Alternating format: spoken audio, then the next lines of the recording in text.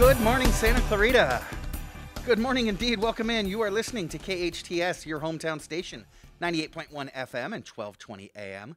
This is SCVI, and I lead Schools Eye on the Valley. I am Matt Watson. As you know, our show, Eye on the Valley, is brought to you by SCVI and I Lead Schools. We are a network of charter schools with campuses in Castaic, Agua Dulce, Lancaster.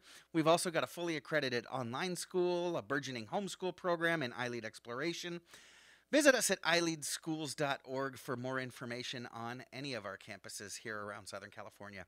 So, we've got our eye on education in Santa Clarita and across the nation, but like our show says, we keep our eye on the Valley as well, bringing you everything that you need to know about what's what here in the Valley. And we do it all while having a little bit of fun, because that's just how I roll. I'm going to refuse to do anything that I can't have fun with. So, gets me in trouble a little bit, but, you know, that's what's the spice of life, right? So, good morning, and thank you for joining us this morning. We've got a great show for you. I'm really excited about today's show. Coming up in just a moment, we're going to have Dr. Charisse Moore. She's the president of the William S. Hart Union High School District School Board. In hour number 2 today, we're going to talk to Farnaz Kaufman from I Lead Schools. Farnaz is the director of Global Educational Initiatives. How cool of a title is that? Wow. Put that on a business card. Anyways, she'll be here to share about the dual language immersion program at SCVI, as well as some of the other ways that she's working to bring the world to SCVI and SCVI to the world. And then, of course, later on, we're going to wrap up the show with Big T. He's going to be popping by for some fun and games and trivia with Big T's 5 Minutes of Fame. So you're in for a real treat today. Like I said, I'm really excited about today's show. So go ahead and grab yourself a cup of coffee, settle in, and let's get started, shall we? My first guest today is Dr. Charisse Moore. Dr. Moore is president of the Board of Trustees for the William S. Hart High School District. She attended Mercy High School in San Francisco and UCLA, go Bruins, before she started her career. Yes, indeed. Taking on the mighty LSU Tigers this weekend. Dr. Moore now has over 30 years of experience working in the field as a classified employee, a teacher, site-level administrator, and a district administrator. She holds a bachelor's degree in political science, a master's degree in urban planning, another master's degree in educational administration, and a PhD in public administration from Arizona State University. Dr. Moore is now a senior researcher with the American Institute for Research. She also previously served on the California Department of Education's Adult Education Field Partnership Team and Adult Education Strategic Planning Steering Committee. She's a phenomenal example of a leader. Dr. Moore, welcome to Eye on the Valley. Thank you, and good morning. Good morning. It's a pleasure to have you. This is actually your second time on our show. You were gracious enough to do a full primetime hour special with us last summer where you went into detail about your personal background and your professional background, which I was just fascinated by. The story of your upbringing and then your career, obviously, your resume speaks for itself. But can you take a little bit of time just to reset that for those that don't know the thorough background of your upbringing and your career? Where and how did you grow up, and what brought you here to Santa Clarita and also in your career? Sure. Wonderful. Thank you for giving me that opportunity to share a little bit of my story again and my background and how I ended up to be in this place at this moment right now today. I first have to give honor and credit to my mom, to her raising me to understand the importance of a life of service. My mom was a civil rights activist, and we grew up understanding that we have a responsibility to make a difference in the community through public service, and that has really been a part of my philosophy of life and really what I consider my ministry, serving others. And we, with that upbringing, didn't really have any other options than to look for ways in which we could give back, because we all know that to whom much is given, much shall be expected. And I try and, again, live by that. So my family and I moved to California in the 80s, actually, up from Virginia to Northern California. And as you mentioned, I went to high school in San Francisco and Northern California, and then got the opportunity to go to UCLA and had an amazing college experience. Again, still able to think about what my contribution was going to be to the world and how I was going to have an opportunity to leave my mark to try and make the world a better place and serving those most in need. And started that working in education, as you mentioned, 30 years ago, worked in nearly every role within education, from a classified employee all the way to a district administrator, and even working in the Hart District as a teacher and an administrator as well. My family, when we moved to California, we had relocated from Arizona. And my husband, some of you know my husband, he's a Navy veteran and was originally from California, and he was offered the opportunity to come back home. And so we did. We moved back to Southern California, and that was, again, in 2004. And took a little bit of time because coming from Arizona to California, there's this little bit of sticker shock trying to figure out how you're going to afford to live here. Right. And so it was the next year as we were driving around looking, we spotted a housing development off of the 14 freeway, and we got off, checked it out, purchased a home that day, and still live in that house today, some 16 years later. So that's kind of how we got here. And as you said, my work and my profession, I work with the American Institute for Research, and while I've worked in public education for all of my career, prior to working with the American Institute for Research, and even actually sometime while being with them, I still get to work and serve education by working on a number of national and state government projects for the U.S. Department of Education and other state departments of education around the country. So very excited about my story, excited about what was infused in me from early on as a young child, from what I experienced as a young child growing up in Virginia, and to being able to give some of that back. Again, I experienced the very best in education and want to make sure that every student here has that same opportunity, and being able to serve on the board as the current president this year. I've been on the board since 2017, and being able to serve this year as the president has been wonderful. I know I've been talking a bit, so I'm hoping you're going to come back to my service on the board, and I'll get to talk a little bit more about that. Yeah, definitely. We're going to be talking quite a bit about it today. Just so grateful that you and your husband were able to find a place here in our valley, because we have all certainly benefited from your leadership. I can't think of anybody who would be more qualified to serve on a school board than someone who has been a classified employee, a teacher, an administrator, somebody who knows public schools from every angle. You mentioned that you started on the school board in 2017. You are the current sitting president. You keep quite busy, and certainly there was not a whole lot of downtime in your life in 2017. So what motivated you to take on something that really is a heavy task of being a school board member? Yes. So, it was a family decision, of course, and understanding that this was an opportunity to continue some of the work that I had already begun in some ways. You've heard that I have a strong desire, really a calling to make a difference in the community through public service. And as a mom of 4 whose children went through public education, I understand the importance of being a public education advocate and really being there for the students.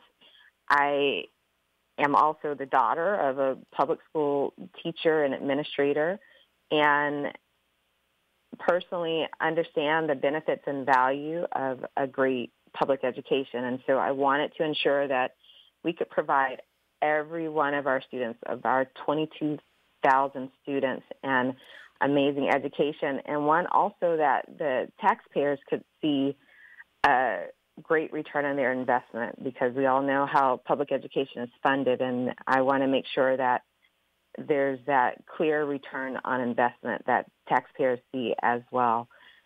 Every day I try to seek to improve the lives of every student at every school every day somehow through the actions that I'm able to partake in. This interview being one of those, being an opportunity to share some great things that we're doing and to set something straight on what we are doing and why as well.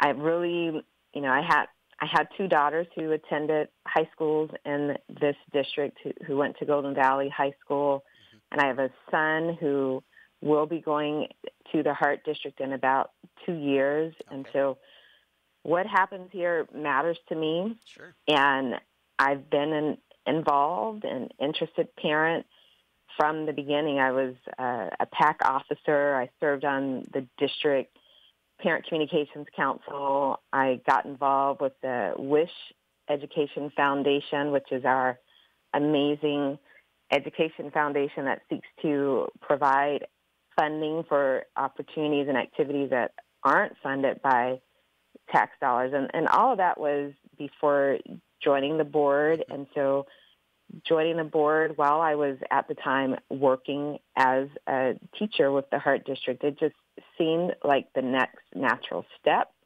And so I joined the board and I resigned from my teaching position when I became a member of the Board of Trustees. And a lot of people, they don't understand, too, that we're basically volunteers on the school boards. And so I left a well-paying position to serve in this way to really try and make a difference from the policy and vision side of being able to help set the direction for where we're going to go in the future in our district.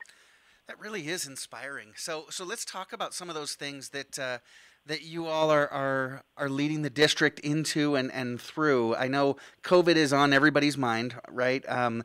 There's just, everybody's everywhere on the spectrum. We're concerned about our kids' health, our teachers' health, but then, we're also concerned about just folks want to get back to normal and are maybe frustrated that kids have to wear masks in school and things like that. Let's talk about those protocols.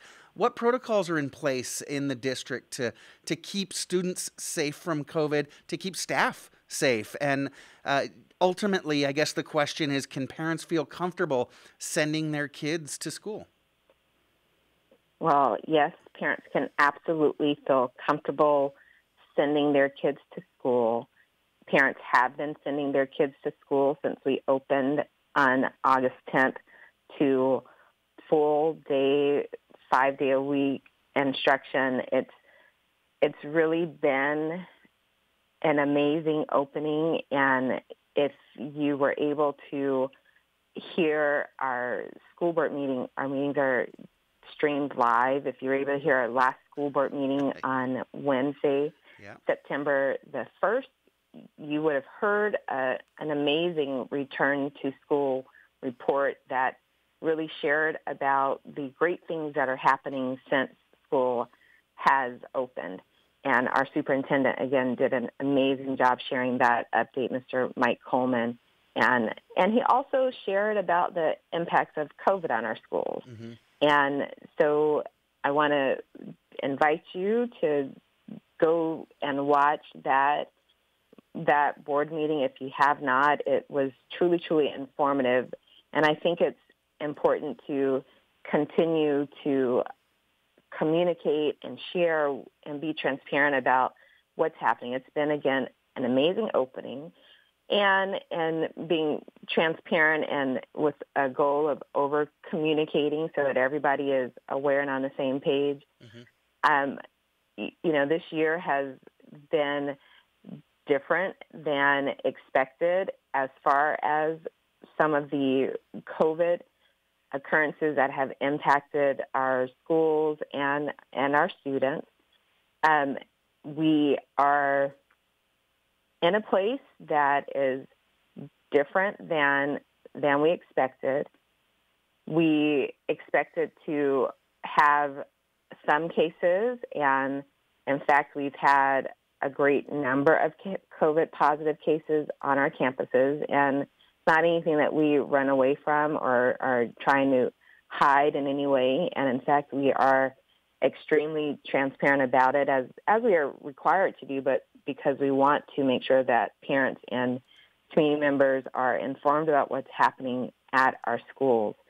So we do have a lot of protocols in place to ensure that we are keeping staff and students safe.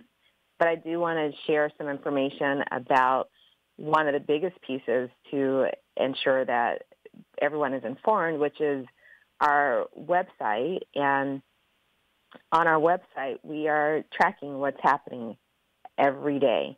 And I can tell you that when you go to the website, the first thing that you'll see is a tab called COVID-19.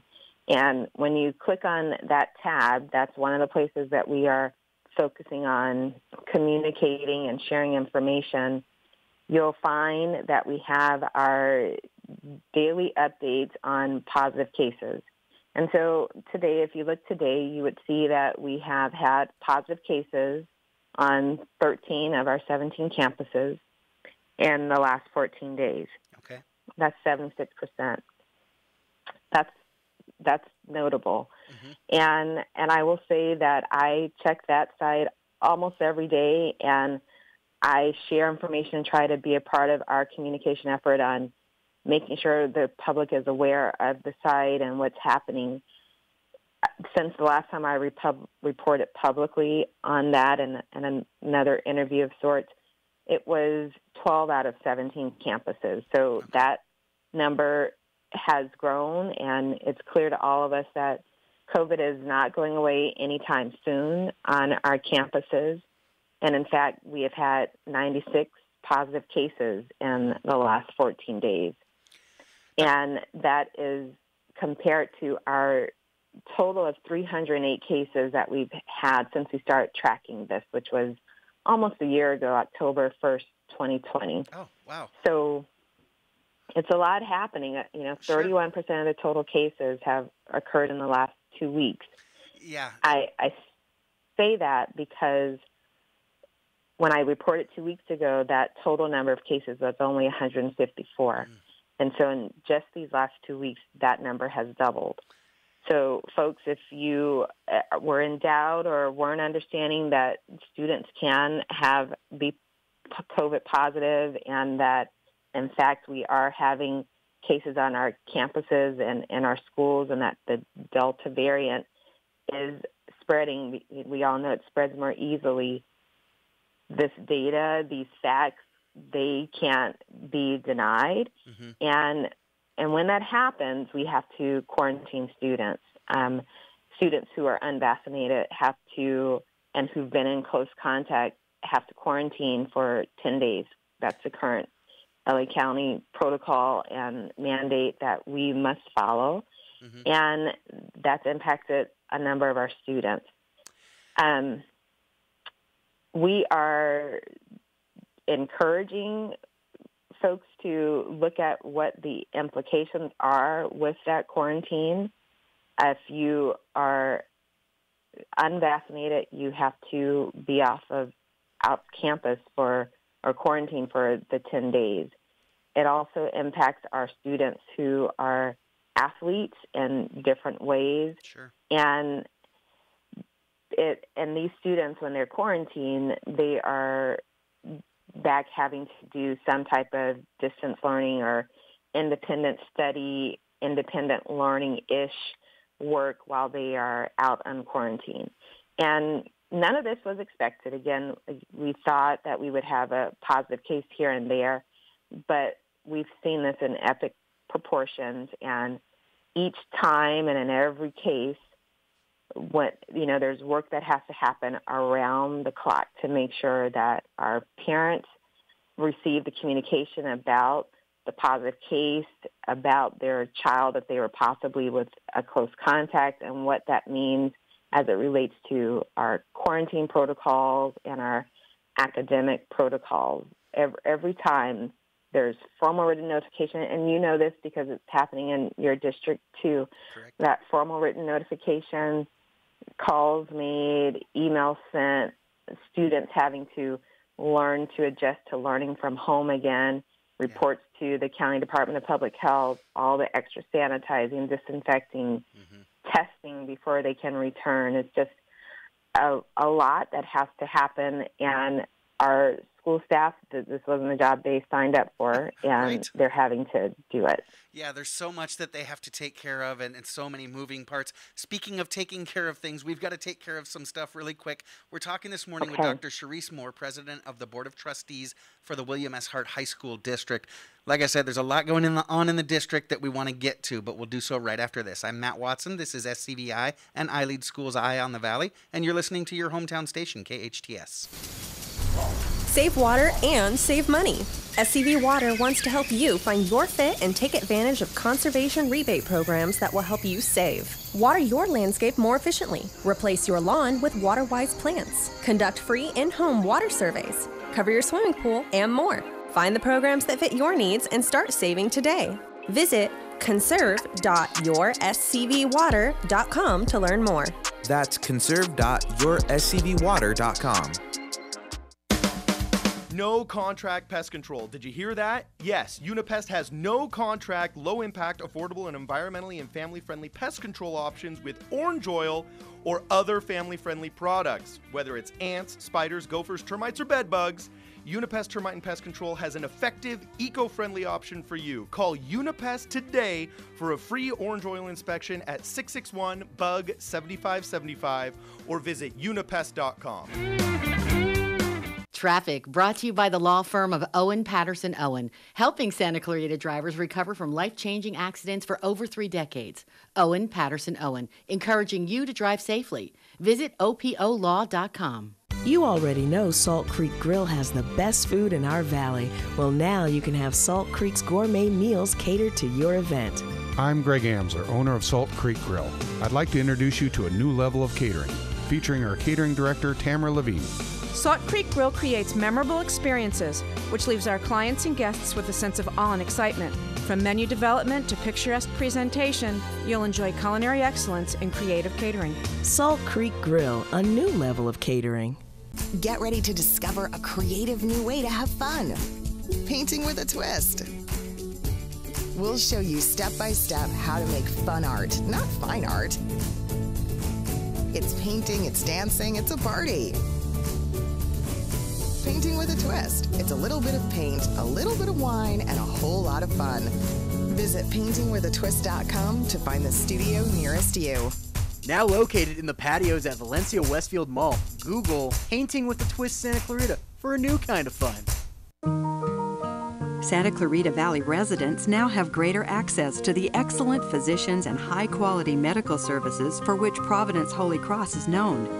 Providence Holy Cross Health Center in Santa Clarita features state-of-the-art cancer and imaging technologies, as well as board-certified physicians in a variety of medical specialties.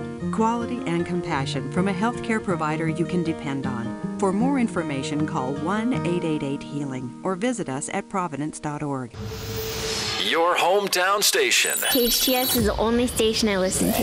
98.1 FM and AM 1220.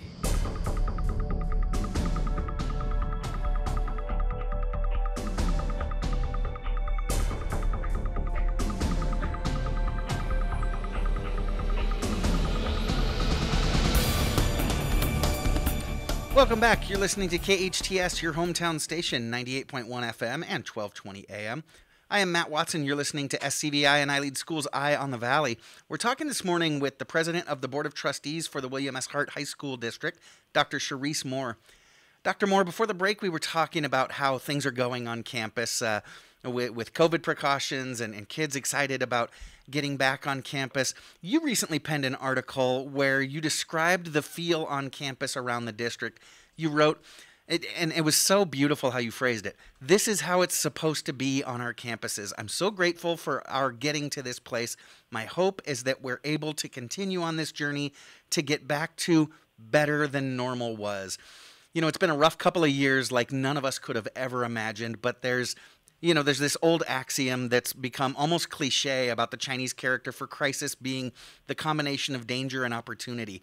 With everything our country's been through between the health crisis, schools going virtual for so long, and the social issues that we've been wrestling with, in your assessment, how do you think we're doing as a school system in responding to the crises? In your view, do you think we're seizing that opportunity to get back to what you called better than normal? Are we taking advantage of the crisis opportunity that we had? I would say absolutely yes. And I say that because when you remove all the noise, there is a lot that's happening, a lot going on, from masking concerns to discipline issues to morale to quarantining to ethnic studies to whatever the topic of the day is that someone wants to pick out to be their thing that's going to be the rock on their shoulder that's going to cause them angst. Whatever that is, when you put all of that aside and put all that noise to the side and you remember really what matters most, what it is about our students who we're serving in this capacity to ensure that they have an amazing educational opportunity and amazing future and really, again, getting to what really matters. I absolutely think we are seizing the moment. And for some of us, it might be seizing the moment, coming, kicking and screaming and dragging along. But we are seeing that there are things that we learned during the pandemic that are going to help us have better educational opportunities for our students overall. As an example, when the kids have to quarantine, well, we had a year of teaching through at a distance. Mm-hmm. And so we know how to do that. We learned some new things about how to use new technologies. And right. This now is not something that we're afraid of or that is new for us. We have highly skilled and trained professionals who are able to find that balance to support kids however they need to learn to do what's best for students. And we also learned about prioritizing the things that are most important, mental health, and really focusing on ensuring that everyone is okay and taking pauses and breaks to check on that. That has been one of my focuses since I've been on the board is mental health and wellness. And this pandemic that we are still in, mind you, that we're still in has given us the ability to reflect upon what it's going to take for our kids to be successful when they graduate. Yes, athletics are important. Yes, academics are important.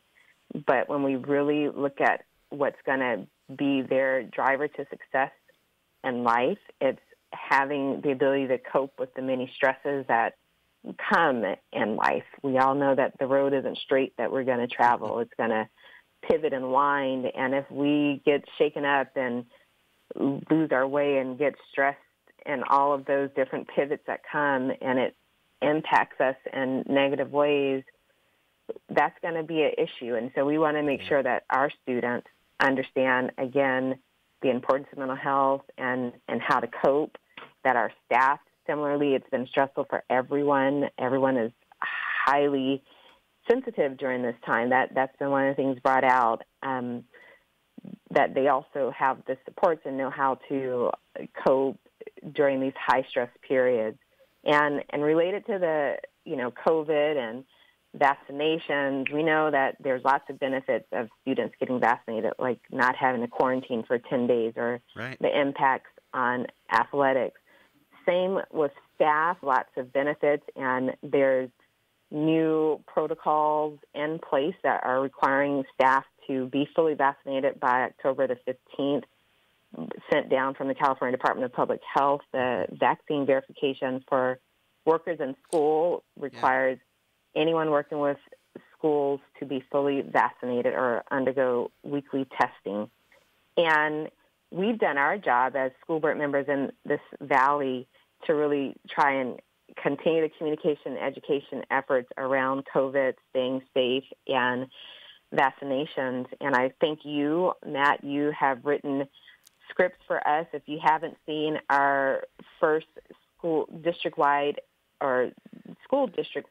video with all 5 of our school districts in the Valley and the College of the Canyon, that was sent out early in the summer to remind students and families to stay safe and to put in the right protocols, such as wearing their mask and keeping distance while possible.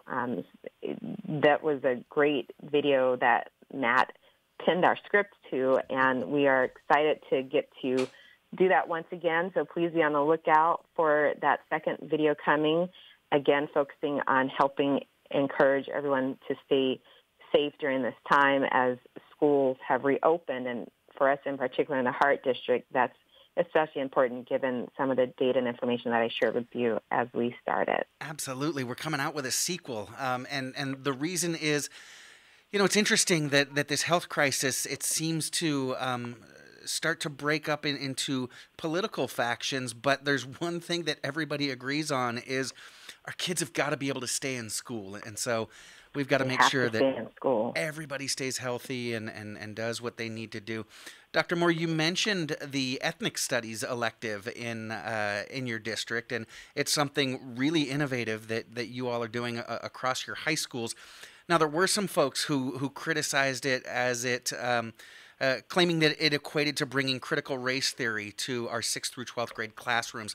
Can you explain a little bit about what that ethnic studies class covers and how this does or doesn't differ from critical race theory?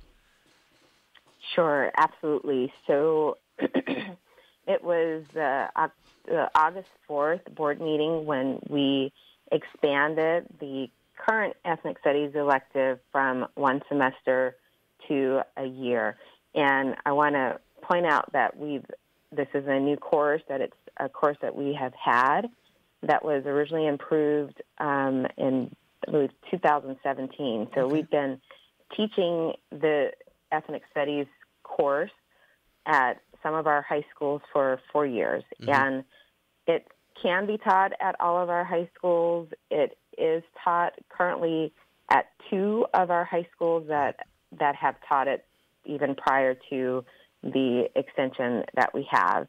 So again, it's not a new course, but there's a lot of negative rhetoric that has been tied to it as if it is new, and where that comes from and really why it comes at this point with often anger and harshness while I am the sitting board president is something that I wonder about, and I'm sure others wonder about, because, again, when it was passed in 2017, I was not the board president, and there was not the rhetoric or the anger or harshness about it that has been shared since having me and the person who I am sitting in this role as president. So I will just stop there to give folks a moment to think about that, to consider that, because it saddens me when I consider some of the where that might be coming from and the why that has gotten to us today.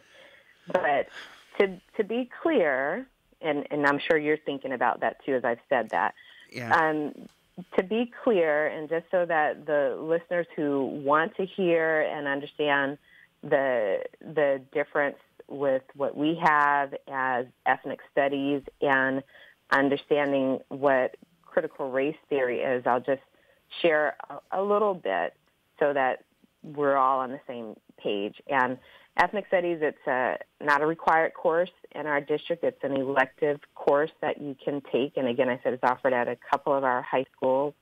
It focuses on examining the histories, experiences, cultures of various racial and ethnic groups and their various social, cultural, historical, political, and economic contexts. Mm-hmm. And it has previously included African American, Chicano, Latino, Native American, Asian American, Pacific Islander studies, and a combination of all of those histories, cultures, and contributions to our wonderful American society that is made up of this diversity of amazing cultures who's made our country the strong, beautiful country that it is today. And it speaks to the history of everyone in it. And one of the reasons that we extended the course is because there is a model curriculum that was approved, I believe, earlier this year in the state. And as a part of that approval, there were pieces that were added to the curriculum as a continued exploration of cultures and histories of marginalized groups to make sure that they were all spoken to. And so now you have included lessons around anti-Semitism, which we know that Rosh Hashanah is coming up next week. So Happy New Year to my Jewish friends and family. And we have added the Armenian history, which, being in Southern California and me being a former administrator for Burbank Unified, really understand the importance of the Armenian genocide and having the impacts and history of that community shared. It and incorporated also other earlier histories that weren't there, Sikh American communities and such that were absent from earlier versions of the ethnic studies curriculum. And so that's a part of what was incorporated and added into the curriculum as a piece of expanding it from a semester to a year. And to clarify critical race theory and kind of with the goal of erasing some of the confusion, it's really important to know that we don't teach critical race theory. That is very different. And what it speaks to is the practice of really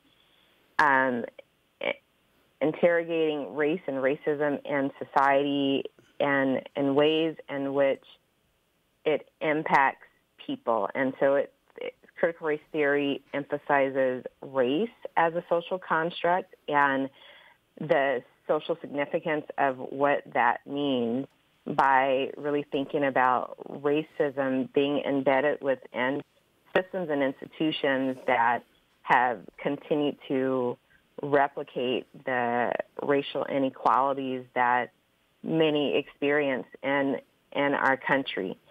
That is not what we teach, and that is not what ethnic studies is focused on, as you just heard me share and highlight in my previous comments. And it's important to know, some of the distinctions too. Ethnic studies has been around for a long time. I started off sharing my mom as a civil rights activist, and some of the activism that was occurring on college campuses back in the 60s spoke to folks wanting to have their history as a part of the history that was shared. It was from then that we've had ethnic studies courses appear on college campuses, and really this attempt to be inclusive and include everyone's story in the great story that is America. And critical race theory, on the other hand, was penned and coined much later, really, with a focus that started with a look at legal theories and critical legal studies that were defined as it impacted our experiences within the legal system as it relates to race. And so very different, and hopefully that clarifies what we have and what we offer in the Hart District from the confusion that has been, I think, really brought to a place of not wanting to hear what the differences are or understand the differences, but hopefully this helps people to understand and know that currently, again, we offer this course as an elective option at 2 of our high schools. It's a course that students choose to take if they want to take it. It is not required or mandated. And I've set in on one of the courses at one of our campuses. Oh, cool. And I believe that if you were able to sit in on the class and see actually who the students are, who of their own accord have chosen as high school teenagers, and we've all been teenagers and know how we make our decisions, but they've chosen of their own accord to take this elective course, you'd be really pleased to see the diversity of students who are excited to learn about really the positive contributions of people from diverse backgrounds within our country who've helped to build, again, the America that we know and love today. That is really good to hear. And like you said, it's an elective course. It's not something that's mandated by the district, but something that that kids are opting into. And it's telling those stories that haven't traditionally been told in some of our social studies classes, not indicting a system or a particular culture or anything like that. Thank you so much for clarifying the distinction. Dr. Moore, I know how busy you are. We've got so much more that we'd love to talk to you about, but I know you've got a meeting that you have to head off to. We'd love to have you back real soon to talk about some of the other issues going on in the district. But thank you so much for joining us this morning. Can I just say a few just closing things as Absolutely. Thank you again for this opportunity. I really love to be able to speak with the community through Eye on the Valley, and I want to make sure that the community knows that we are always accessible. You can always reach us. And if you ever have questions, I want to encourage you to email me and to reach out to ask those questions, because we're here to listen. And that is really one of the most important pieces to me, is to ensure that all stakeholder voices are heard. I really see that as a part of my duty to listen and to learn. And while we may not always agree or see things in the same way, you can rest assured that I will always listen and always be respectful in that, and encourage anyone, again, to come out to our meetings, come to see us in person at the board meetings, and share your comments there too. Definitely. But I want you to remember that when you're there, it's important to remember that masks are not forever, but they are for now, and they are required in those public meetings. So I hope to see you, and please, again, you can continue this conversation with me directly if you have further questions about anything that I've shared. We are excited to be back, smiling faces happening, great things happening on our campuses, and in fact, just Tuesday, I'm sure you heard about this too, Matt, we had an Earth to Space call with the International Space Station astronauts at La Mesa Junior High. I did hear about that, and I tell you what, Dr. Moore, I will talk about it on the other side of the break. Patty really has to take care of some business, okay. But right. thank you so much. You've got an open invitation. Great. We'll have you back real soon. You're listening to SCVI and I Lead Schools Eye on the Valley. I'm Matt Watson. We'll be right back on your hometown station, KHTS. A Royal Suite. A Royal Suite Home Furnishings Labor Day blowout sale is going on now. Take 25% off the entire store. Plus, save big on our 6-piece bedroom doorbuster, including queen bed, plush mattress, foundation, dresser, and mirror, only $1,299. Ready for the best sleep of your life? Your favorite Tempur-Pedic mattresses are on sale now. Need financing? Pay 0% interest with your approved credit for 12, 24, 36, or 48 months. See store for details. Visit a Royal Suite today on Carl Boyer Drive near Sam's Club in Santa Clarita. A Royal Suite. Sweet dreams. Traffic brought to you by Frontier Toyota. Frontier Toyota reminds you to drive safely. Shop from home at frontiertoyota.com or visit their showroom on Valencia and Creekside. See their all-new, hot and exciting 2021 Toyota Camry. Frontier Toyota, the Camry Kings. Hello, I'm Mike Lindell, inventor of MyPillow, here to tell you about my Giza Dream bed sheets. I made sure that they would be everything you'd ever want in a sheet set. I started with the world's finest cotton called Giza. It's only grown in a region where the Sahara Desert, the Nile River, and the Mediterranean Sea all meet. The long staple cotton makes my Giza Dream sheets ultra soft and durable. They come with extra wide pillowcases to fit over any pillow and extra deep pockets to fit over any mattress. Not only that, they come with my 60-day money-back guarantee and a 10-year warranty. And now you can get the best sheets ever for the best price ever. When you buy one of my Giza Dream bed sheet sets, you'll get another one absolutely free. I personally guarantee that they'll be the most comfortable sheets you'll ever own. Go to MyPillow.com and use the promo code KHTS or call 800-973-3927 and use the promo code KHTS. That's 800-973-3927 or go to MyPillow.com and use the promo code KHTS.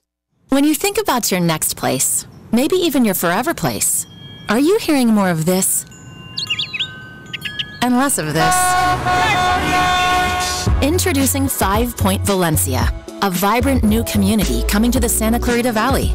A place with parks, trails, and fresh architecture, all tuned to the way people want to live today. New homes for all, with prices to match, from the low 400,000s to over $1 million. Learn more at Valencia.com. It's time to experience a pain relief, wellness, and anti-aging treatment unlike any other. It's time to check out Mend Cryotherapy. Relieve chronic joint and muscle pain, diminish soreness and inflammation, alleviate stress-related symptoms, boost immune system performance, and improve sleep and recovery times. Mend Cryotherapy is open Monday through Saturday, 11 a.m. to 6 p.m. Go to Mend, M-E-N-D, cryotherapy.com on Newhall Ranch Road in the Gateway Shopping Center. KHTS strives to give the Santa Clarita Valley all the information they need. And when our computers aren't working the way they should, we call Resurgence your true source for IT. Resurgence provides outstanding customer service while also providing the highest technical ability. They strive to do what's best to improve and protect your business. For more information on Resurgence, call 349-4114 or visit resurgenceit.com. You might not know the difference between a fade, a pompadour, a cropped fringe, or faux mohawk, but the Sport Clips Guys Smart Stylists sure do. We know you don't think about haircuts 24/7. That's Sport Clips' job. That's why Sport Clips specializes in haircuts for men and boys. Sport Clips has turned something you have to do into something you want to do. You don't ever need an appointment at Sport Clips, and you'll walk out feeling like an MVP. Guaranteed. Sport Clips at the Santa Clarita location nearest you. Dunkin' is hiring. With 2 Santa Clarita locations, one in Saugus on Bouquet Canyon and another on Sierra Highway in Canyon Country. It's the perfect way to start your career. With competitive pay and significant benefits, you can become an essential part of the Dunkin' team. Work in a fun environment here in your hometown. Your career starts at Dunkin'. Apply at DunkinDonuts.com. That's DunkinDonuts.com. Gavin Newsom is the most arrogant governor the state has ever seen. He's imposed some of the most restricted COVID mandates than any other state in the country, and yet California is no safer than any other state. I'm Arif Halaby, owner of Total Financial Solutions. We've been assisting Southern California residents with their financial goals for over 25 years. Under Newsom, my friends, neighbors have lost their jobs and their businesses. Our kids have lost a full year of in-school education and will now be forced to wear uncomfortable, restrictive masks. This is all in defiance to the very science Newsom and his cohorts pledged to follow. COVID restrictions, a spike in crime, and a homeless crisis are all blamed on Newsom's policies. More than 1,900 people a day have left the state of California. Enough is enough. It's time for a change. On September 14th, I urge you to vote to recall Governor Gavin Newsom. We support replacing him with Larry Elder, not a politician, but a leader with sensible solutions. So let's fix California. Vote for Larry Elder. Visit electelder.com. That's electelder.com. It's time to enhance your natural beauty and well-being at Hestia Medical Spa.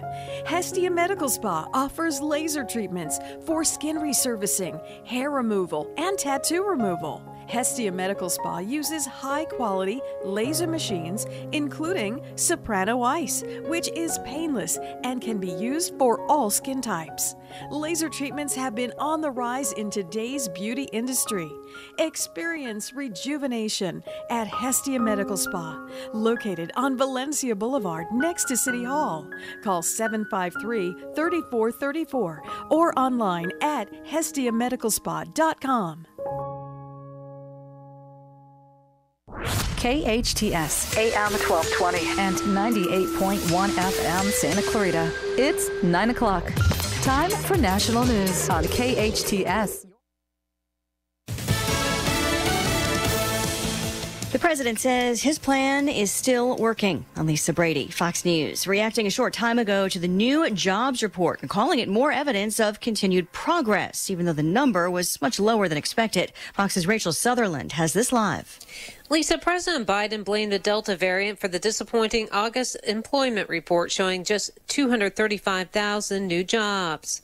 I know people were looking, and I was hoping for a higher number. Economists predicted 720,000 jobs. With federal expanded unemployment benefits expiring, the president called on states to take action. States have the option to extend those benefits and the federal resources from the rescue plan to do so. The unemployment rate went down slightly from 5.4% in July to 5.2% in August.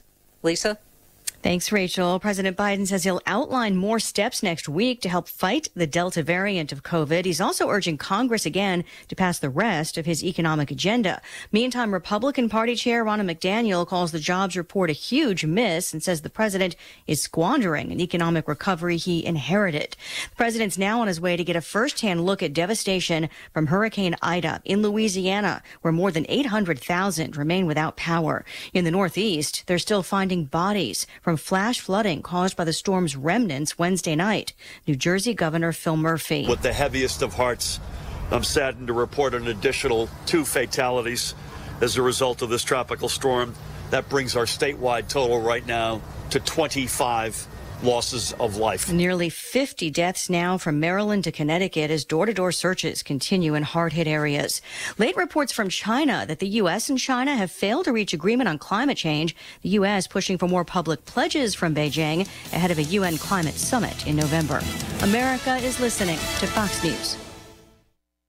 Nielsen says more than 30 million Americans watch Newsmax. It's the 4th highest rated cable news channel, and it's available on all major cable systems. Or find it on smart TVs like Samsung, LG, and more. And it's free on Roku, Xumo, Pluto, Amazon Fire, and TiVo. Or download the Newsmax app on your smartphone. Watch it anytime, anywhere. Forbes described Newsmax as a news powerhouse. Millions of Americans are watching Newsmax. You should too. Tune in today. I miss my baby, someone stole my baby. By the way, my baby is my landscaping truck that was literally stolen from a job site. Baby, won't you please come home? Owning a small business isn't always as lovely as it sounds, but with 30-plus customizable coverage options, Progressive Commercial keeps your business humming along. Get a quote in as little as 6 minutes at progressivecommercial.com. I love my sweetheart. By the way, that's my riding lawnmower.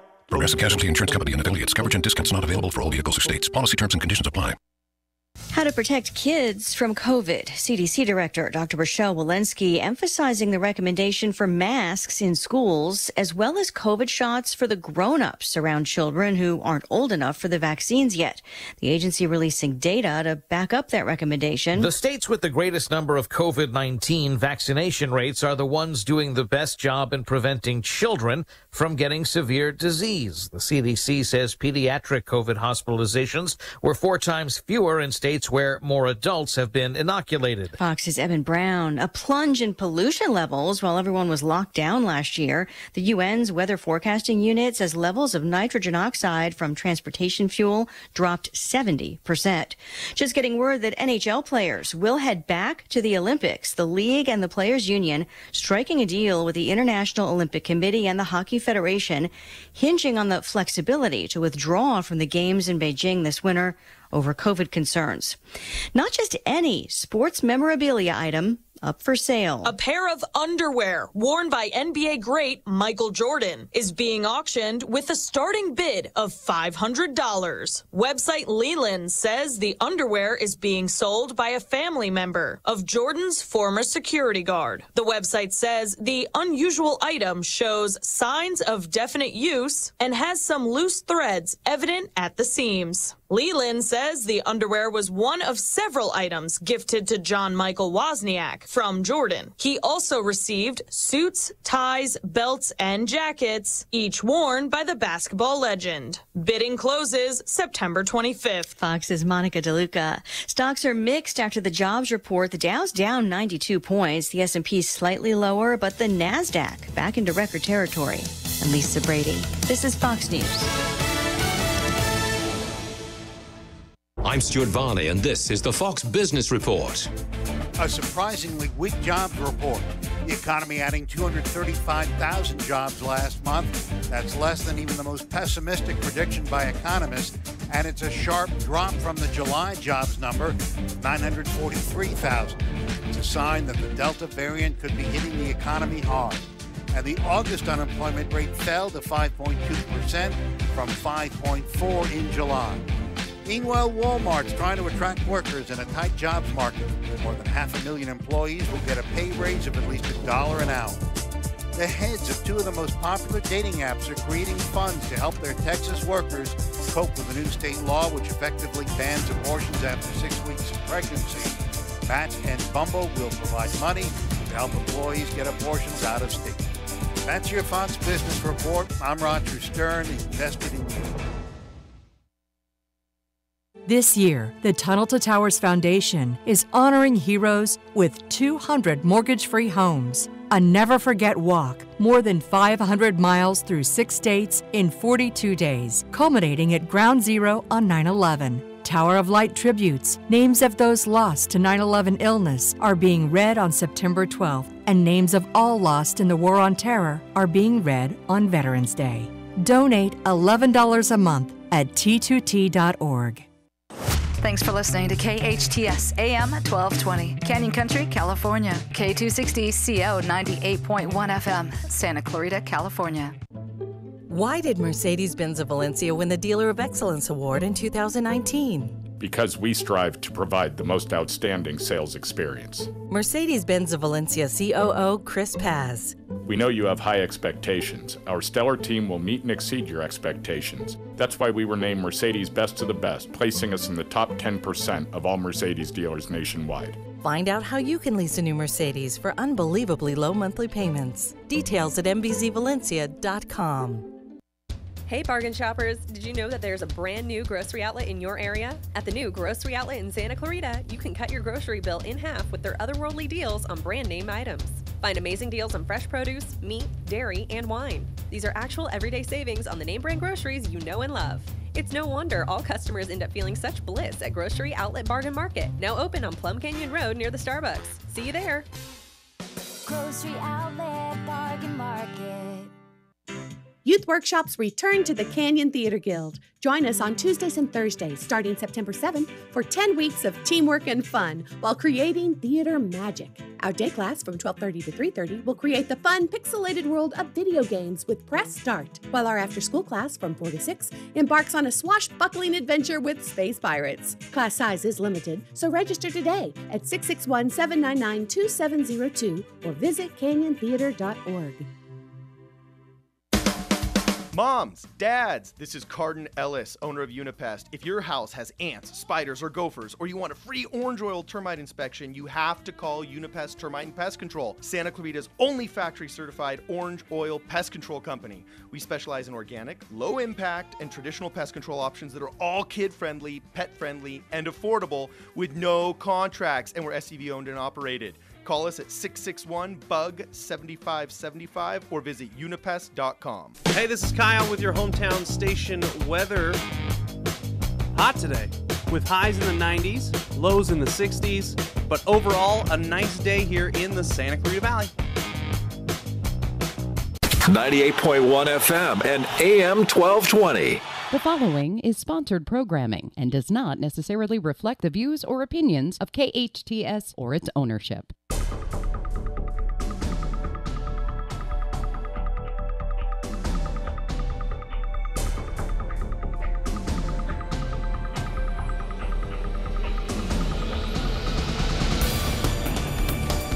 Welcome back. You are listening to SCVI and iLead School's Eye on the Valley on KHTS, your hometown station, 98.1 FM and 1220 AM. This is Matt Watson, your host. We last hour we were talking to Dr. Moore from the Hart High School District, and we unfortunately had to run. We had to cut her off before she could really go into too much detail about the conversation that some of the the students at the Hart High School District were able to have with astronauts on the International Space Station. Tons of information on the district website, so go ahead and check that out there if you're interested in that. So, if you listen to us on a regular basis, you know I talk quite a bit about SCVI. SCVI is iLead's founding school. They're located here on the west side of town, just off of Newhall Ranch Road. SCVI is Santa Clarita's first classroom-based charter school. It's also Santa Clarita's only comprehensive public school, and what that means is kindergarten through 12th grade. It's the only public school in Santa Clarita where you can send your child to the same school for kindergarten through 12th grade. And you know, some of the kids at our most recent graduation commented on how amazing that was for them to be able to go to the same school their entire lives, to be able to attend school with their little brother or sister, their older brother or sister. It just provides such an amazing family feel. And you know, people often ask me, what makes charter schools different from public schools? And well, after I remind them that charter schools are public schools, funded in the very same way by your tax dollars, and that they're open to everyone, completely free of charge, then I tell them, but yes, even though we're free, anyone can attend, we are still very different. First of all, we don't have the same limited boundaries that school districts do. We can accept students from anywhere in LA County or bordering counties. So SCVI has enrolled learners from not only literally across the Santa Clarita Valley, but the Antelope Valley, San Fernando Valley, even as far as away as Ventura and Kern counties. And for 13 years now, SCVI has employed both a rigorous project-based learning curriculum and a well-organized social-emotional learning curriculum, leading to well-balanced, competent students who are ready to not just succeed, but to lead as they head out into the world. Since it was founded in 2008, SCVI has consistently and confidently led the way for innovation in education. And my next guest is here to talk about another innovative and exciting program at SCVI, the Dual Language Immersion Program. Now, she has been with the iLead organization, I believe, for 7 years now. And she was even the director of SCVI for 2 years, but for some reason, she has escaped joining us here on Eye on the Valley. But that ends today. Joining me now is Farnaz Kaufman, the director of global initiatives with iLead Schools. She's a wife, a mother, an educator, and a self-proclaimed geek. Farnaz loves adventure and will always find a way. She was born in Tehran, Iran, and has lived all over the world, attending over 10 schools in 5 different countries. Wow, what a background. And all of that before she started college. She's an innovative and creative problem solver. Along with her love of science and engineering, Farnaz trained extensively in musical theater and played varsity club and college soccer. After graduating with a master's in Earth and Planetary Sciences from Johns Hopkins University and serving in the U.S. Army, thank you for your service, as an officer, she discovered that her real passion lay in education. She's been an educator now for over 25 years, both as a classroom teacher and as a founding administrator at CalSTEAM Charter School. Farnaz is certified as a virtual learning space teacher, utilizing one-to-one technology and infusing art instruction across the curriculum. She's also trained and specialized in teaching highly gifted and twice exceptional students. In her spare time, Farnaz indulges her love of collecting vintage clothing, mid-century furniture, and anything related to her favorite author, J.R.R. Tolkien. Farnaz, welcome to Eye on the Valley, finally. Thank you for having me, Matt. I can't believe that we haven't had you before. That's crazy, but so glad that you're here. I'm glad. So Farnaz, you are the director of global initiatives. I mean, you've probably got the coolest business card in town. What a title. But what does it mean? What do you do as the director of global initiatives with iLead Schools? So my biggest role is trying to find new ways to make us not only innovative, but also international. Santa Clarita Valley International has it in their name. So finding a way to infuse what is so incredible about our SCVI campus with other opportunities such as short-term exchange, long-term exchange, and now our new dual language immersion program, we're making sure that our kids are able to be part of the global community. Oh, that is so awesome. What a cool mission, and then be able to kind of outside the box innovate that way is got to be really cool. But even more interesting than your title is your own educational journey. You know, your resume kind of speaks to it a little bit, but doesn't go into the detail that, the rich detail that your story does. So can you share just really quickly how your career has grown and then what eventually brought you to SCVI and iLead? Of course. I started actually with LAUSD. As you said, Matt, my background is actually in engineering. And once I got into the private sector, I realized I really hated my job. So I was, a friend of mine suggested substituting. I was on hold with LAUSD, and they announced this internship program, and I thought, okay. So I signed up in July and had a classroom in September. I taught in LAUSD for over 17 years, and I was lucky enough that I always had principals that understood that I needed to do whatever was best for my kids, especially since the majority of my students were identified highly gifted, and many of them were twice exceptional, which means they were gifted or highly gifted and had a disability. So in order to meet their needs, I did a lot of project-based learning. I was obviously very involved with social-emotional learning. But then my own children started at this incredible in quotes, district school that was #1 in LAUSD. Wow. And quickly I realized, although I knew I was meeting the needs of my students, my own children were not having their needs met. And I happened to be in a master's program to get my administrative credential. Okay. And I looked at the partner that I was working on a project with, and we decided to open our own school. We made the decision in January, wrote our charter in January, started recruitment in May, and that July we opened full. 500 kids already. The following year with a wait list of over 1,000.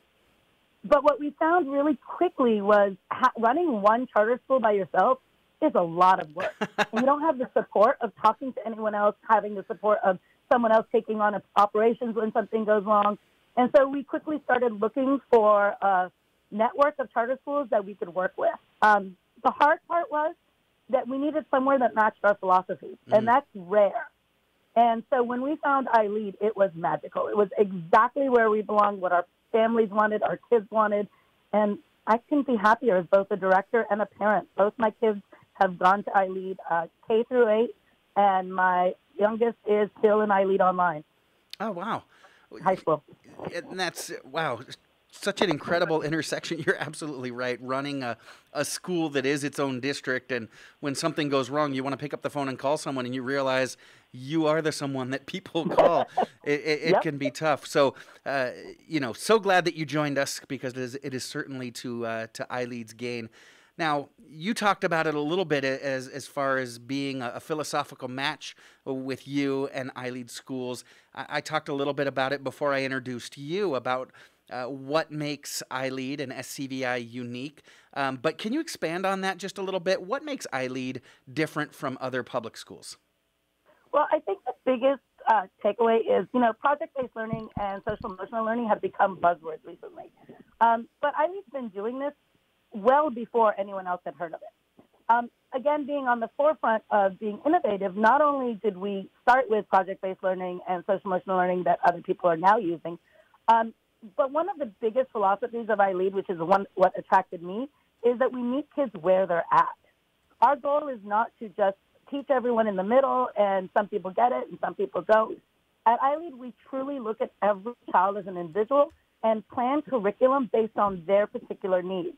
And because we don't teach with a sage on the stage, a person standing in front lecturing all day, we use more of a guide on the side, which means we're actually doing small group workshops, working in small groups with kids. It allows us to meet the needs of kids at a much deeper level than any other way. And as far as a teacher, one of the things that I loved, I remember the days because, you and I have talked about it at length. My own professional journey is very similar to yours. And I remember those days where 3 o'clock would come, the bell would ring, the kids would go skipping off home full of joy and energy, and the teachers, myself included, would just drag our exhausted rear ends to the car and go home and crash. And when we put the education in the hands of the kids where it belongs, the opposite is true. It's so awesome at the end of the day how our facilitators, our teachers, go skipping off home filled with joy and energy, and it's our kids that are exhausted from a long day at work. Now, you're here to talk about one of those cutting-edge educational pedagogies today. Although, as you said, dual immersion is not new to schools. It's not even new to SCVI. It has expanded this year to include more grades. Can you tell us about the dual language immersion program at SCVI? Sure. In case anyone doesn't know, dual language immersion refers to teaching in two languages. Some schools do it where they're primarily taught in English and then some in another language. But at SCVI, we have adopted the 50-50 model, which means our learners are having their instructional time, half of their time in Spanish with a native Spanish-speaking teacher, and the other half of their time with instruction in English with an English-speaking facilitator. So that allows them to be immersed in both languages at once. Our learners share the same curriculum and project-based opportunities as their peers in all our other classes, but they're having this exposure done in a collaborative way that spirals off each other. So when they have their English days and they're taught skills in English, the next day when they're in their Spanish immersion class, they are taught those same skills, and then it's spiraled up a notch so that they know what's being taught and they are comfortable and familiar with it, but can then have the chance to be exposed to and learn the second language in a way that makes sense, that's hands-on, that's tied to material they already understand. Gosh, that's beautiful, because I was going to ask, okay, so if you're doing one day in English and then the same material the next day in Spanish, aren't you losing 50% of your instructional time? But you're not, because you're extending just like you would normally do. But, exactly. But the kids have those curricular foundations and are adding on now the regular extension that they do, plus the language. And this approach is so much better than like a 30-minute, even a 60-minute Spanish class once a week, twice a week, even once a day, right? 100%. Anyone who's ever traveled to another country or spent time anywhere else, the ability to be immersed in that language and be immersed in that culture far outweighs any language class we could ever offer. So by doing this, we're bringing that world to our kids directly in the classroom. And we're allowing them that opportunity to explore and learn another language, but again, in something that taught in a way that they understand it, that's, again, not just learning a language and memorizing, but truly applying it on a daily basis. Yeah. And like you said, the spiraling approach of teaching subjects is used in every school. That's how we teach. Right. We teach material one day, the next day we do a quick review to make sure that they have that foundation, and then we take it up a notch and spiral up. And so this allows us to do it exactly the same way with that added component of being integrated into another language. That is fantastic, and you're absolutely right about language acquisition. I know you've had the opportunity to acquire multiple languages. I had the opportunity to try both approaches. I took 2 years of Spanish in high school, 4 years of Spanish in college, and after 6 years, and Farnaz, I got A's. I did well in my Spanish class, but then I'd go to work at night at the local drugstore, and Spanish-speaking customers would come in, and I could only tell them that Juan was tall. That I couldn't really interact with them or help them with what they needed until the 6 weeks I spent immersed in the language.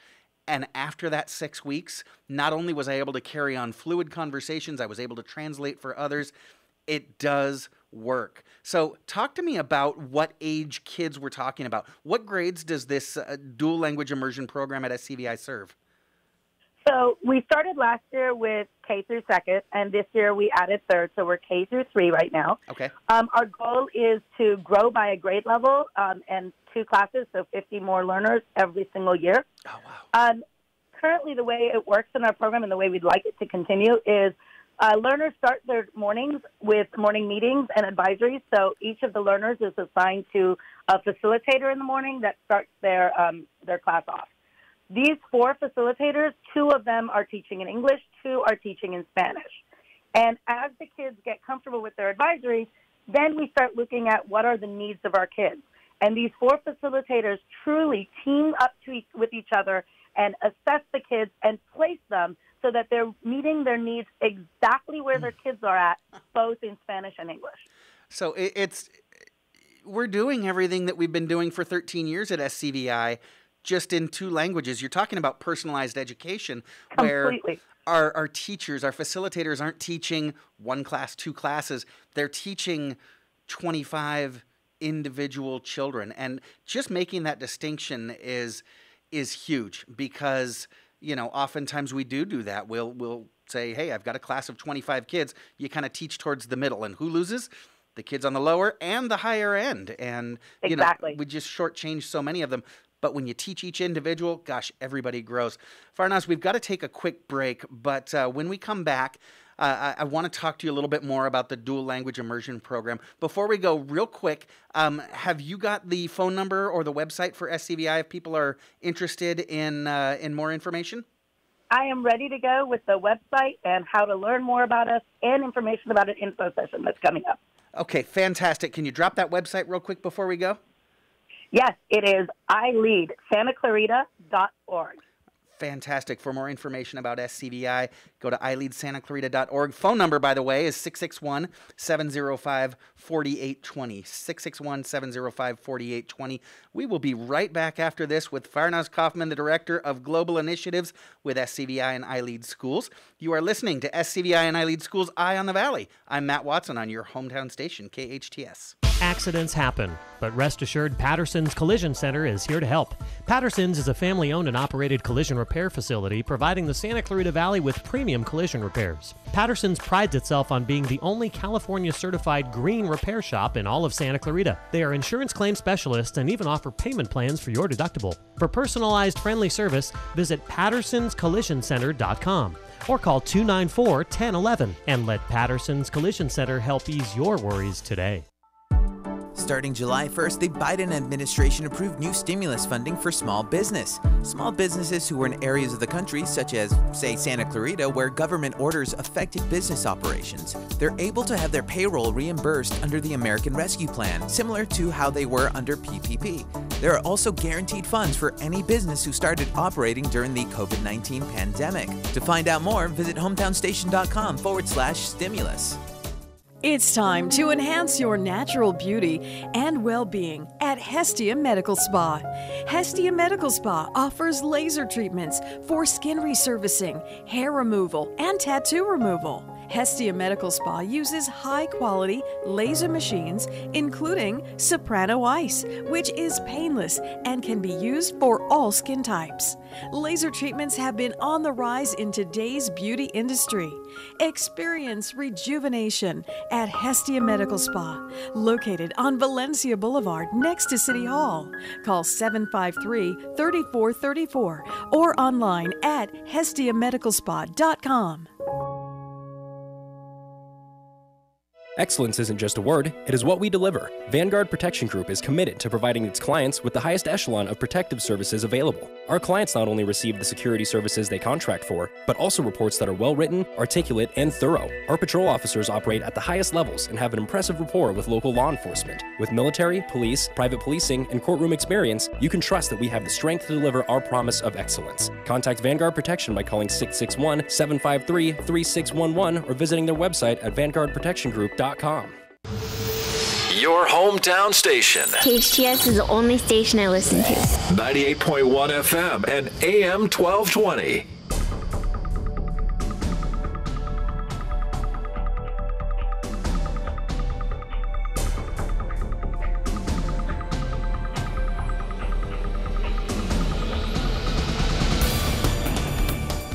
Welcome back. You are listening to KHTS, your hometown station, 98.1 FM and 1220 AM. This is SCVI and iLead Schools' Eye on the Valley, and I am your host, Matt Watson. A little bit later today, coming up, we will have Big T coming on for Big T's 5 Minutes of Fame. If you've heard Big T before, you know it's lots of fun. Maybe a little bit more laughing than trivia, but that's a great way to start your weekend. But we're talking now to the Director of Global Initiatives with iLead Schools, Farnaz Kaufman, about SCVI's Dual Language Immersion Program.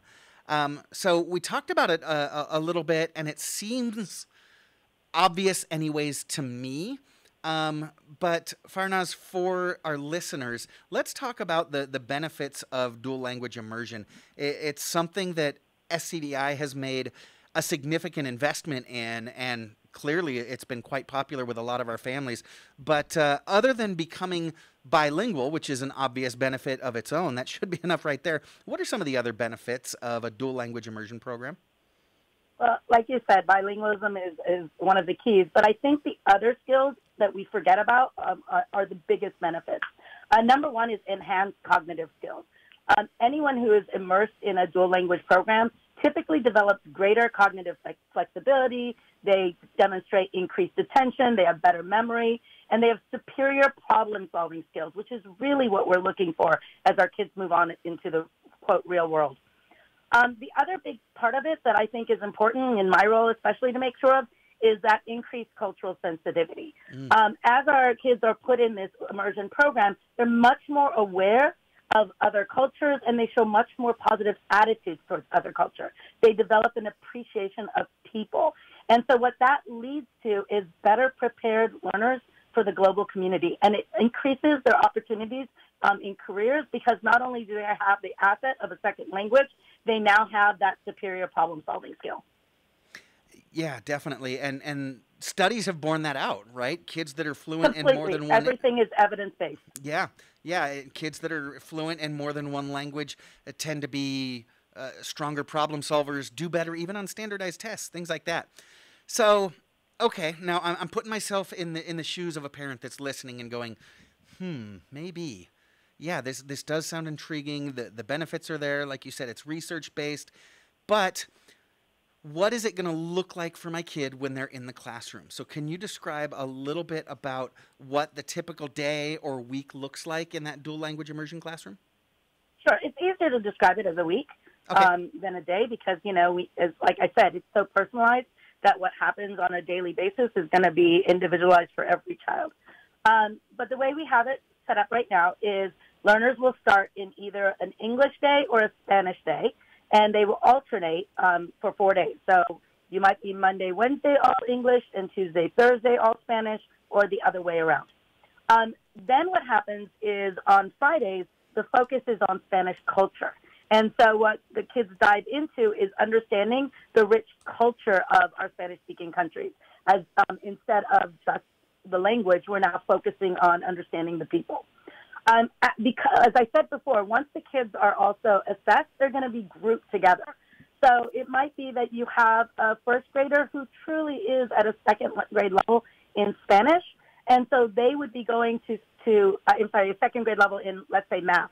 So then they would be going to the math classes that are taught in English and Spanish at a second grade level as opposed to their traditional first grade level, and vice versa. So we make sure that the kids are in groups where their abilities are being focused on, as well as their understanding of both languages. Okay, so fantastic. So will the dual language immersion classroom still follow the same? I know we talked about it before, but talk to me about everything that SCVI does. Are they going to follow the same philosophy that all the classes do at SCVI, talking about social emotional learning, project-based learning, things like that? Or is it a shift away from that stuff and focusing on the acquisition of a second language? It's both, actually. Our facilitators in the program continue to plan with their grade level counterparts, so that when the projects are coming out and they're focused on each SEL growth, social emotional learning growth goal is together, so that although they're doing the same projects and they're working on the same Common Core standards, the difference is they're going to be doing it in both languages. So we've added that component of language acquisition on top of the program. Okay. I'm a little bit distracted. I'm looking at our Facebook comments, and one of our listeners has a question talking about what happens if a student masters a concept in one language but not the other. Can you talk about that? So if we're doing something in math or maybe social studies, science, something like that, and a student picks up on the concept in one language but doesn't necessarily pick it up in the other language, should that be a concern? Will that cause an issue in their educational growth? Absolutely not, because in the end they've understood the subject. So the addition of learning it in the other language is that language acquisition. So if they've already learned the material and they're having difficulty with it, because they're in an immersion program where they are not breaking off, so when they're in Spanish, there isn't a single person translating into English, then because they understand the material and they get more exposure to it, they will eventually be able to have the other language or that same skill in the other language. So it's a matter. It's like I said, because it's a spiral and this constant exposure, it takes time. And we know when you're in a dual language immersion program, the first 2 years are going to be a little more difficult. Okay. So you may think that you're falling a little bit behind, or your child's falling a little bit behind their other grade levels. But what ends up happening is once they have that full language acquisition, usually within their second or third year, now they're going to learn even faster. And so they catch up to their counterparts really quickly and usually actually move ahead of them as they continue to grow. You know, that's really interesting, because what we're talking about is actually kind of knowing three different things. First, you've got the content, right? Knowing the science content. And that is the way our brains process it isn't in English or in Spanish, it's in science, right? Exactly. And then you've also got the English vocabulary that goes along with it and the Spanish vocabulary that goes along with it. So if I'm trying to kind of synthesize and understand what you said, if I've mastered a concept in science, but I don't necessarily have the vocabulary in Spanish, that's the worst case scenario. I can move on. I still know my science. I just need to add that vocabulary, and I can do that later. But then obviously that best case scenario is they know the concept, they know the English, they know the Spanish, and they continue to grow. That phenomenon that you talked about how it seems early on that the progress is slower, I saw that with my own kids, because I think you know, I raised my kids in a bilingual home, and they were both a little bit slower to start talking. They talked a little bit later than their peers, and because we spoke only Spanish at home, especially with my oldest, she was a lot slower to start speaking in English. Even though she was raised here in the Santa Clarita Valley, she didn't speak much English at all until she was maybe 3.5, almost 4 years old. But when she finally did open her mouth and start speaking in English, her vocabulary surpassed those of her friends, her classmates, her cousins, really, really quickly. And both of my kids graduated high school being fully fluent, fully literate in English and in Spanish. And my youngest was actually fully fluent in 3 languages and picking up a 4th. So yeah, that is a thing that parents can get concerned about sometimes, right? I put my kids in a dual language. Talk about it. Sure, Sorry, yeah. Go ahead. Well, I was going to say. I talk to the parents too. Okay, so go ahead. My children, same thing. We raised them bilingual. Both my kids speak Farsi and English. And in the beginning, you know, even though my oldest was very verbose and had a great command of the English language early on, refused to read. Reading was our stumbling block, and I think it had to do more with the language than anything else. It was driving me crazy as an educator. My child's going into 1st grade, still doesn't like books, still doesn't want to read. And then it clicked. And when it clicked in 2nd grade, the first book my child read was Harry Potter. They skipped all of those beginner books completely and went straight into novels. And that was amazing to watch. And now I watch my oldest is fluent in 4 languages, has taken multiple languages in school, and is looking for an international school as they're moving into college. Okay. Yeah, so it does work, but that slow start can be concerning for parents, right? Because, you know, with most of us, we only get 1, 2, maybe 3 shots at succeeding as a parent, and we don't want to have any throwaway kids that we mess up on, right? And so when you put your child in a program like this, and you see the first 6 months, the first year, gosh, even the first 1.5 years, where progress is slow, the tendency can be to get nervous and want to pull them out of the program, right? But you have to think about what they're gaining from it. And so, yes, it's going to be slower in the academics because they're trying to get it in 2 languages, literally for maybe the first year, 1.5 years, as you said. But once they've got that, literally they'll grow so quickly that you have to trust the system and see it through.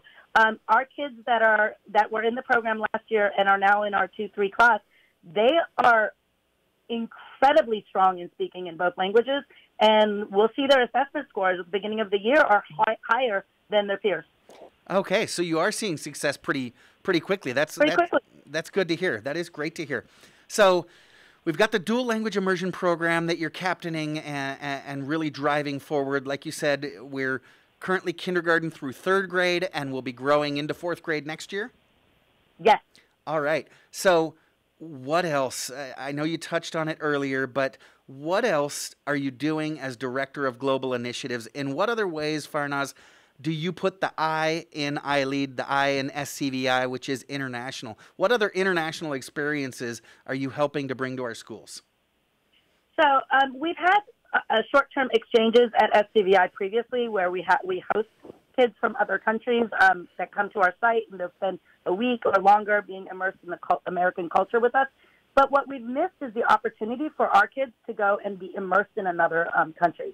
So currently I am working with Matt, your connection in Ecuador, and we're talking about not only bringing their learners here for a week, but that our host families would then send their learners to Ecuador with these same children in the next year. So we're really looking at this dual exchange program, which will increase not only our ability to host international students, but giving more of that international exposure to our kids. Fantastic. So again, if I'm listening and I'm thinking, yeah, definitely, I'm interested in that dual language immersion program, or I'm just interested in sending my kids to SCVI, how can parents get more information about enrolling? So there are two things. Number one, to go to our website, ileadsantaclarita.org, and under learning options, you can choose the regular SCVI program or the dual immersion program there. And when you click on the dual immersion drop-down, you'll see and learn more about the program as well as a link to register for an info session. If you're not sure and you're thinking, yeah, I want to check this out, you can register for the info session, which is on Thursday, September 9th at 4 p.m. You have to go through our website and click Learning Options, Dual Immersion, and click Register. If you're like, nope, I'm ready, this is exactly where my child belongs right now, you could go to that same website, ileadsantaclarita.org, and click Enrollment Application and enroll your child right away. Or if you're like, I'm pretty interested, I want to see the site more, I want to get a little bit more information, not just about dual immersion, but the whole program, you can also click on the website to schedule a tour on that home page, and we'll get you a link to register to come see the school. Well, fantastic. Thank you so much. Farnaz, I know you're busy just doing everything to bring the world together right here in the Santa Clarita Valley. We really appreciate your time this morning. Thank you for the opportunity, Matt. Certainly. And hey, have a wonderful Labor Day weekend. When we get back... You too. I will. When we get back, it's time for, like I said, some fun and frivolity with Big T and his 5 minutes of fame. This is SCVI and iLead School's Eye on the Valley. I'm your host, Matt Watson. We'll be right back on your hometown station, KHTS. At SCVI, we don't just prepare your child for the real world. We empower them to imagine and build the world they want for themselves. Our tuition-free TK-12 charter school combines project-based learning with extracurriculars from robotics to theater to sports to give your child boundless opportunities to explore who they are. Located just off the 5 freeway in West Santa Clarita Valley, SCVI has the only international baccalaureate program in the area. For enrollment information, including open enrollment options, visit ileadsantaclarita.org. Healthcare can be difficult if you're underinsured or have Medi-Cal. Samuel Dixon Family Health Center can help. Services are available on a sliding fee schedule. The mission of the Samuel Dixon Family Health Center is to give the Santa Clarita Valley access to affordable, quality primary care. There are 3 locations to serve you: Canyon Country, Newhall, and Valverde. Go to sdfhc.org for more information and to find the location most convenient for you. Consumers Furniture Gallery is closing its doors after serving Santa Clarita families for 43 years. It's their going out of business sale.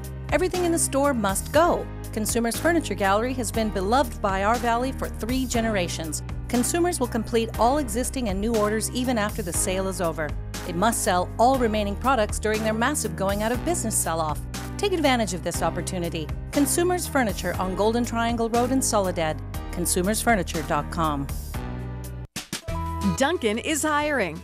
With 2 Santa Clarita locations, one in Saugus on Bouquet Canyon and another on Sierra Highway in Canyon Country. It's the perfect way to start your career. With competitive pay and significant benefits, you can become an essential part of the Dunkin' team. Work in a fun environment here in your hometown. Your career starts at Dunkin'. Apply at DunkinDonuts.com. That's DunkinDonuts.com. Your hometown station, KHTS.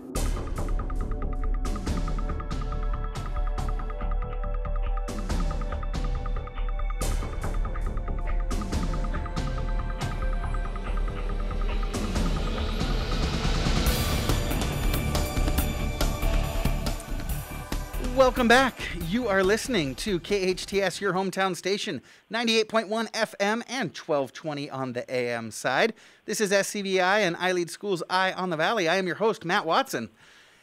And now, it is time for Big T's 5 Minutes of Fame. You all know Big T. He is a longtime resident and leader in the Santa Clarita Valley. He's an executive and a philanthropist. Big T is also an amazing father, husband, and community leader. And since he became an empty nester yesterday, he's about to enjoy his Labor Day weekend more than any other man in America. He is Mom's favorite. Big T, welcome to the show. What up, Matty? How you doing? I'm doing well. I'm doing quite well. How about you? I'm doing well. I'm actually in Glendale this morning. You're in Glendale this morning. From what I understand, my sources tell me that you have actually had to put a huge pause on your day and pull over to the side of the road so that you can join us this morning. Huh. I did. You want to know where the college is, Matt? Where Glendale College is? Glendale Community College. You want to know where it's at? I thought it was in Glendale. Am I wrong? Yeah, it's right over there. Oh, okay. Thanks. Thanks, obvious. Fantastic. Fantastic. I believe producer Sarah is also joining us this morning. Producer Sarah, good morning. Good morning. So glad to have you. Did you realize where Glendale College was, Sarah? I think I've heard it's in Glendale, over there. Yeah, it's right over there. Right. Where Tony is. Exactly where Tony is. Okay, so coming to you live from Glendale Community College, Big T has got some trivia for us. For those of you playing along at home, you get an advantage because Patty, producer Sarah, and I, we need to buzz in, and we're going to buzz in by shouting out our names. Now, because Maddie sounds a lot like Patty, I'm going to go by Frogger. But there's also a story behind that. Ask me if you see me sometime. But you don't have to buzz in. You just shout out the answer when you know it. And by the way, producer Sarah, remember, when Big T says true or false, you might want to buzz in. Yep, that's my only chance some days. It's usually my only chance, too. All right, Big T, what have you got for us? Let's get rolling. So, what is the name of Han Solo's ship? Patty. Frogger. Ooh. Millennium Falcon. Millennium Falcon is correct. In Pirates of the Caribbean, what is the name of Jack Sparrow's ship? Frogger. Patty. The Black Pearl. The Black Pearl is correct. Yep. All right. Fe is the chemical symbol for which element? Frogger. Sarah. Frogger. Then Sarah. That's iron. Iron is correct. And so Sarah, Fe. M-A-L-E is... Are you spelling out female? Or Iron Man, yeah. Oh. Goodness. Patty, you should so use that. I think you should get that tattooed on your forearm, Patty. Dude, I'm writing this down. I got to tell you, Big T, it doesn't not work. Right. In the Disney movie Pocahontas, she has 2 animal friends, a raccoon and a hummingbird. What's the name of the raccoon? Frogger. Frogger. Bandit. No. I mean, what else would you name? Patty, you got this one? No, it's been a while since I've seen Pocahontas. I don't recall this. I know the very same movie. I just don't remember the name. Yeah, and this one wasn't in the history Sarah, books. anything? I know. All righty. Miko. Oh, yeah, that's right. True or false? Patty. A woman has... Patty. This is true. Incorrect. Sarah? No. False. Frogger. False is correct. A woman has walked on the moon. Oh, wow. True or false? Patty. Frogger. Ronald Reagan. Patty, then Frogger. I'm going to go with false this time, I swear. False is correct. Oh, Ronald thank Reagan was a waiter during high school. That is incorrect. He was actually a lifeguard. Oh, wow. He was everything. Did you realize he's in the Sportscasters Hall of Fame? Yes, I did. Yeah. Perfect. What is known as the city of brotherly love? Frogger. Sarah. Oh, I know what this is. Frogger than Sarah. Well, Patty. I bone up on my Greek, so it's Philadelphia. Yep. Philadelphia is correct. What temperature in Fahrenheit does water freeze Frogger. at? Sarah. Frogger than Sarah.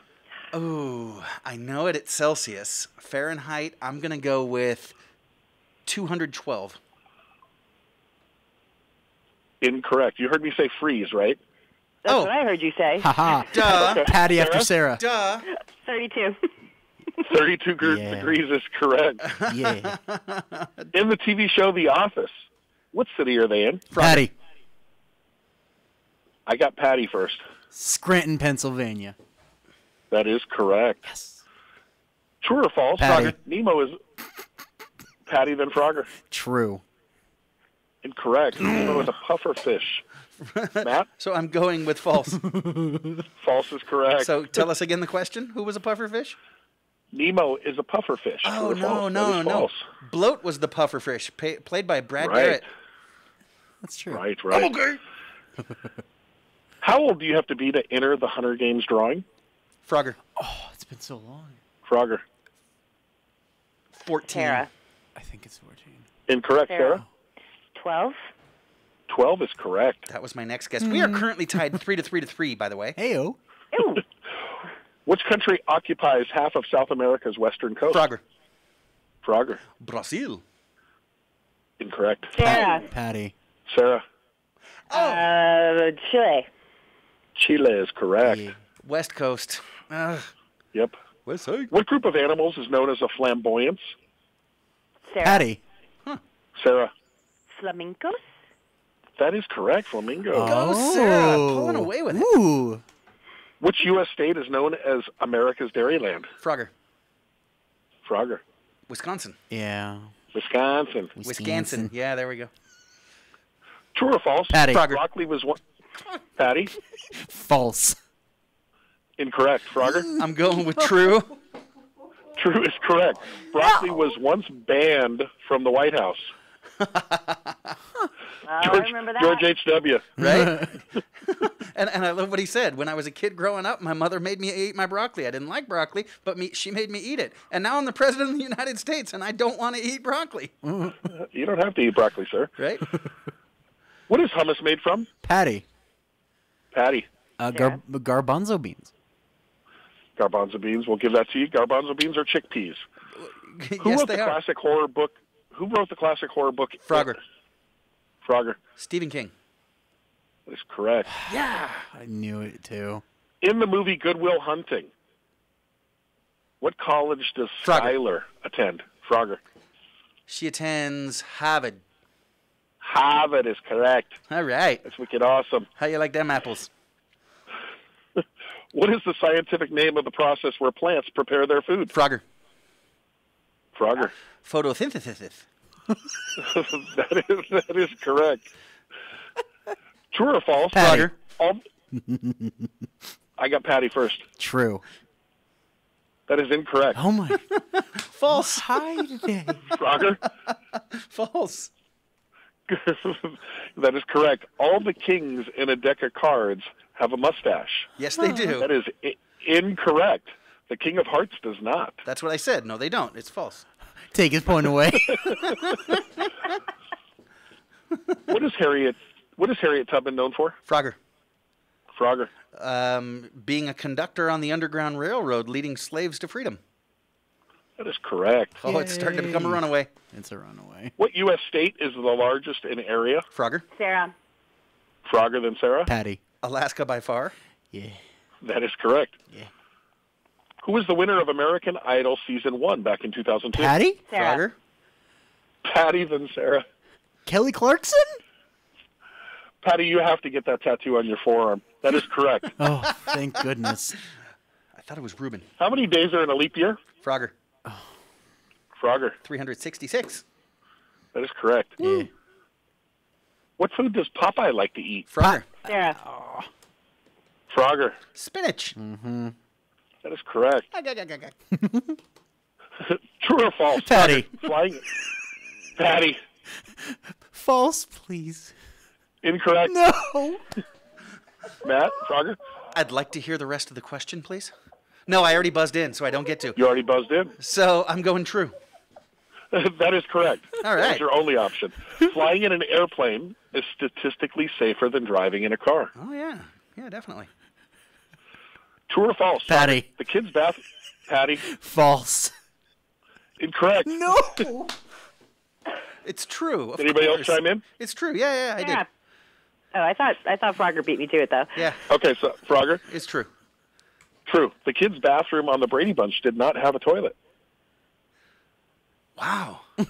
Wow. Wow, so you That's got a 8 sick people. You got 8 people Right. living in a house with one toilet? Yep. Man alive. No wonder Mike Brady's hair was curly. Yep. What part of his body did musician Gene Simmons from Kiss insure? Frogger. His tongue. His tongue. He insured it for $1 million. Because you never know when you could suffer a tragic accident. Yep. Who was the first television couple to be shown in bed together on primetime television? Ooh. Sarah. That would be Lucille Ball and I Love Lucy. Ricky and Lucy. That's it. Incorrect. They had separate beds. They did. Frogger. Frogger. I think I'm wrong, but I'm going Ozzie and Harriet. Incorrect. You got anything, Patty? No. So there was Animated, Patty. Animated. Animated? Oh. Marge and Homer Simpson? No, way too late. Incorrect. It's the Fred and Wilma Flintstones, right? Flintstones. Yeah. Oh. Wow. Scandalous. What Benedictine monk invented champagne? A really good one. Yeah. Right? I'll side with that. It is really good. Frogger. Frogger. Moet. No, that's a good guess, though. Oh, hey. You're in the ballpark. Anybody else? Oh, Sarah. Oh gosh, you got it, Sarah. You got it. Dom Perignon? Yes, Dom Pierre Perignon. Nice. All right, we've got time for one more question, Tony. All right, here we go. In which country are Panama hats made? Frogger. Frogger. Ecuador, obviously. They actually are. They're made in Cuenca, Ecuador. Yes, they are. Que viva los cuencanos. All right. Let's wrap it up. Yes, I did run away with it for today, but better luck next time, Patty. Producer Sarah, thank you so much for joining us. We tried to goad engineer Andrew into joining us today, but he's busy back there saving the world here at KHTS. I'd like to thank Dr. Sharice Moore, president of the Hart High School District School Board, Farnaz Kaufman from iLead Schools. Big T, thank you so much. Again, producer Sarah, engineer Patty, and thank you, of course, for listening. Join us again next week and every Friday, 8 to 10 a.m. I'm Matt Watson, and this is SCVI and iLead Schools' Eye on the Valley on your hometown station, KHTS.